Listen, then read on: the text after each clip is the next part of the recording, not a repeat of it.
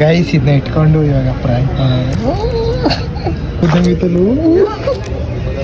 ಯಪ್ಪ ಬೇಡ ಕಣೋ, ಓಸಿ ಪ್ರಾಂಕ್ ಆಗಲ್ಲ. ನನಗೆ ಹೊಡ್ಗಿಡಿದ್ರೆ ಏನ್ ಗೈಸ್ ಮಾಡೋದು? ಮಾಡ್ಬಿಡ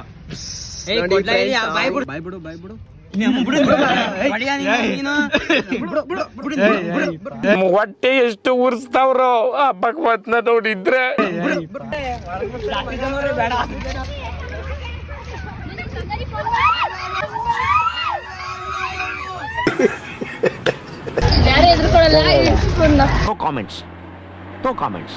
ಪ್ಲಾಸ್ಟಿಕ್ ತಂದಿಟ್ಟವನೆ ನಿನ್ ಜನ್ಮಕ್ಕೆ ಹೋಗೋ ಕಂಪ್ಲೇಂಟ್ ಕೊಡಿರಿ ಅಂತ.